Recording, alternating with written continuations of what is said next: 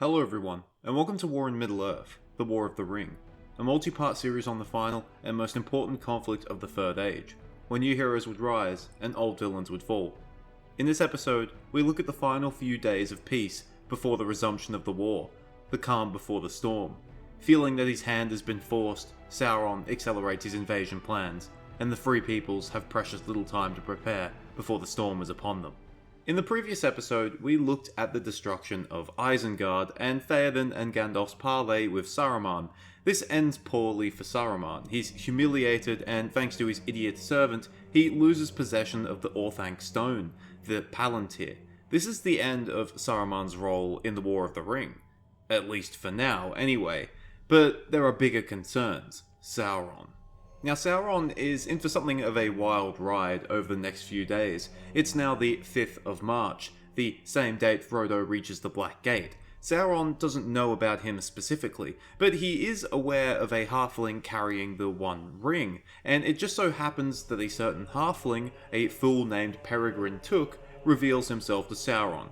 Yes, on the night of the 5th, whilst encamped at the Hill of Dol Baran, Pippin steals the Palantir and glimpses into it and comes into contact with none other than Sauron. Fortunately, he is rescued by his companions before any damage can be done, and Sauron leaves this chance meeting with the wrong idea. He believes Saruman has the halfling who has the One Ring.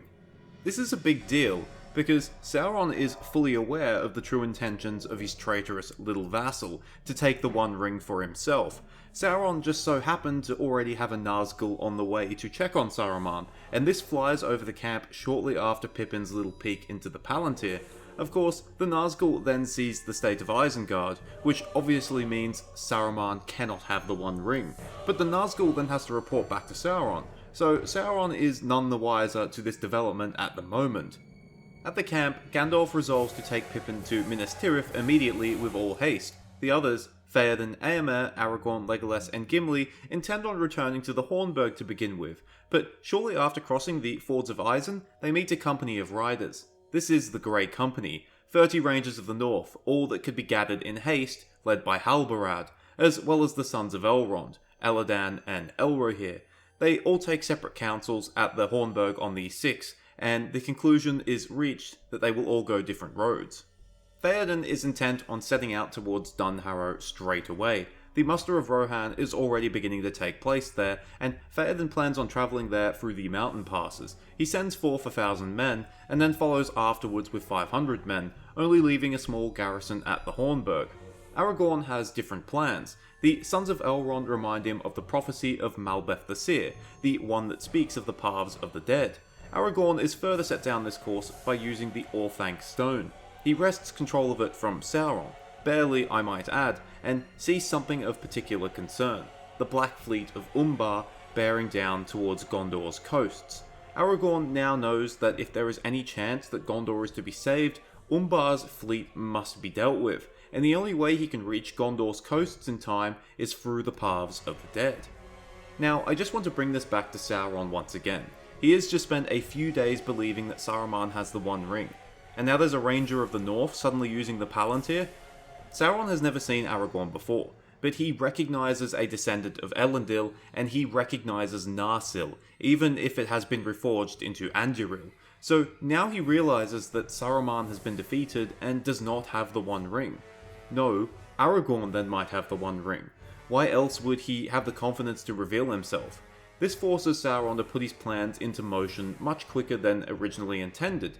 He now thinks the One Ring is truly there to play for, and yes, although Aragorn cannot master the One Ring, he could still do quite a bit of damage to Sauron before it inevitably corrupts him. So yeah, that's Sauron's wild ride over the 5th and 6th. From now on, I'll be going through this day by day because there's a lot happening in a lot of different places. On the 7th, the warning beacons of Gondor are lit, as seen by Gandalf and Pippin on their journey through Anorion. These beacons serve two main purposes. The northern range of beacons serves to alarm Rohan, and the southern range of beacons serves to alarm Gondor's southern fiefdoms, of the obvious fact that an invasion is imminent. This is more of an express way of warning, and the official way of Gondor summoning Rohan is actually through the Red Arrow, an arrow of symbolic nature.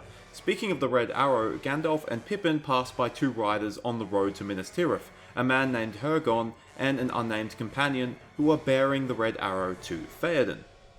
On the same day, in Ithilien, Frodo and Sam are captured by Faramir and his company of Ithilien rangers, and are witness to them ambushing a convoy of Haradrim. We don't have a great description of the battle, only that it was a particularly bloody affair for the Haradrim, who are defeated.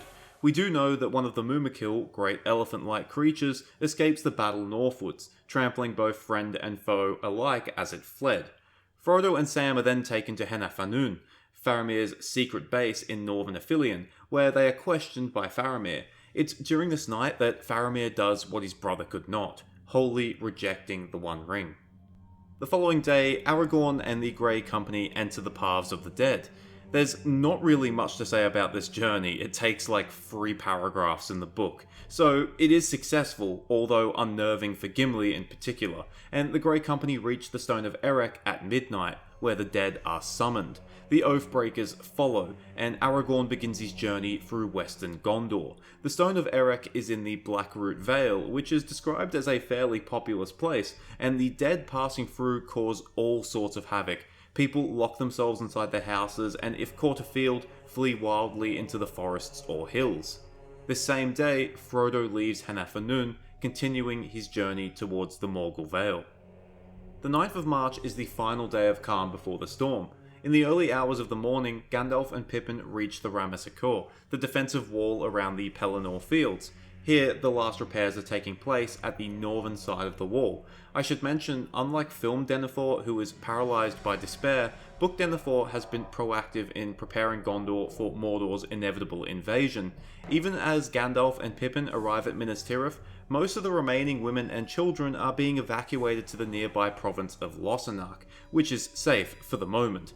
Gandalf speaks to Denethor, who, whilst he does not reject Gandalf's help, is still rather untrusting of the wizard. During this conversation, Pippin sort of accidentally pledges himself to Denethor's service, and afterwards he meets Beregond, a soldier in the 3rd Company of the Citadel. Later that day, the captains of the Outlands arrive at Minas Tirith, leading soldiers of all sorts that have been summoned from Gondor's southern fiefdoms to defend Minas Tirith. The first to arrive is Forlong the Fat, Lord of Lossarnach, leading 200 axemen. More companies follow. 300 footmen from the Ringlow Vale, led by the son of their lord, Dervarin. 500 archers from Morfond, the Blackroot Vale, led by Dwinhir and his 2 sons, Dwelin and Derufin. A long line of men from faraway Anfalas, hunters and herdsmen, poorly equipped except for the household of their lord, Galaskil. From Lamadon, only a few grim hillmen arrive without a captain. From the Ethir Anduin, little more than 100 who could be spared from the ships, poised to defend against the Corsairs. From the hills of Penafgelen, 300 green-clad men, led by Hirluin the Fair. And finally, from Dol Amroth, Prince Imrahil leading a company of Swan Knights and 700 men-at-arms, some of Gondor's elite soldiers. All in all, these reinforcements number a little less than 3,000. There's a bit to be said about this. The people of Minas Tirith are of course thankful for every bit of help that arrives, but it also must be said that they are left disheartened as well. They were expecting many times that number of reinforcements. In particular, the 200 men from Lossarnach are merely a tenth of what they were expecting. Few reinforcements came from Lamadon and the Ethir Anduin, and none at all come from Lebanon and Peлагir. There's a reason for this.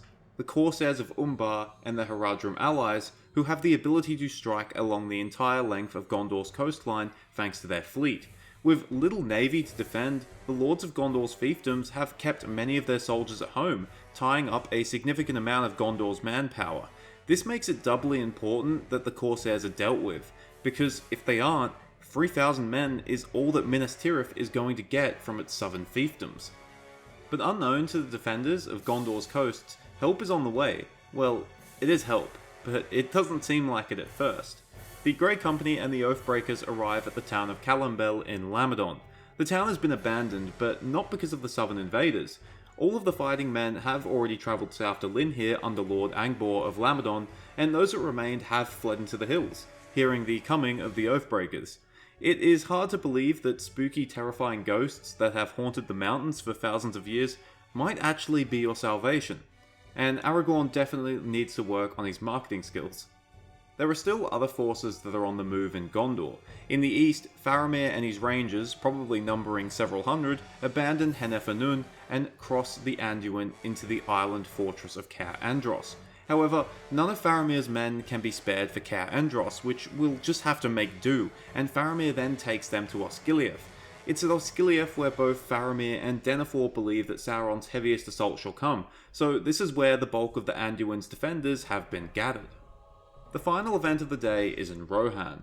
Theoden finally makes it to Dunharrow after, enjoying his scenic route through the mountains. The Rohirrim have already been mustering here for several days, and now they number close to 6,000.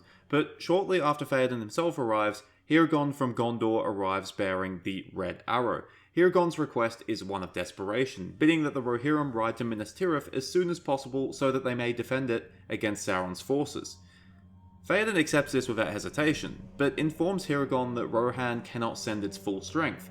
He estimates that at 10,000 given the losses against Isengard, but with time against him and not wanting to leave his own lands undefended, Theoden states that the number he can send will be 6,000, and that they would arrive at Minas Tirith in about a week. Hirgon is grateful, but expresses concern that Minas Tirith might be a smouldering ruin within a week. And he's not far off the mark. This conversation is happening at night, and the skies are dark. But come the morning, the skies would not brighten. Fumes from Mordor have risen high into the air, in Sauron's attempt to blot out the sun. This isn't just to dishearten his enemies, but to provide cover for his orcs who function better when not doused in daylight. This is the dawnless day, and it means one thing. The calm is over, and the storm is about to arrive. Thank you for watching. I hope you enjoyed it, or at least found it interesting. Next episode, we jump into the Siege of Gondor, which might just be the most action-filled episode that I will have ever done, probably at least until the episode that will inevitably follow it. I know a lot of people are very familiar with the events that happened in the last days of the War of the Ring, but things did get very chaotic, and I know some people might have struggled with knowing exactly what was going on, so I hope this video helps.